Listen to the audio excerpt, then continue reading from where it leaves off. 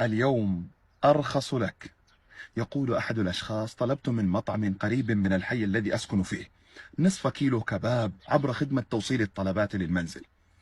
فلما وصل السائق أخذت الكباب منه وشكرته وأردت ممازحته قليلا، فأدرت ظهري ممسكا بباب المنزل لأغلقه، فقال لي: نسيت أن تدفع لي الحساب يا أخي.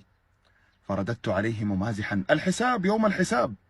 فأجابني جوابا صدمني، حيث قال لي: صدقني، اليوم أرخص لك. يقول هذا الشخص: والله بقيت أياما تنهمر دموعي ويخفق قلبي كلما تذكرت كلماته. تصفية حساباتكم اليوم أرخص بكثير من تصفيتها يوم القيامة أمام ملك الملوك وجبار السماوات والأرض.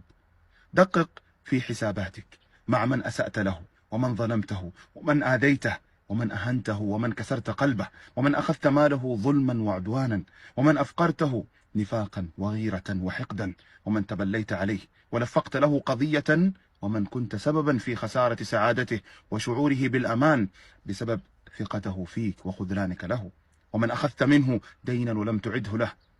فكل الذنوب تغفر عند رب العباد إلا الدين، فهذا حق العبد وليس حق رب العباد. كل دائن يدان، وإياك ودعوة المظلوم، فالظالم خزي في الدنيا وعذاب في الآخرة. صدقني، اليوم أرخص لك. السلام عليكم.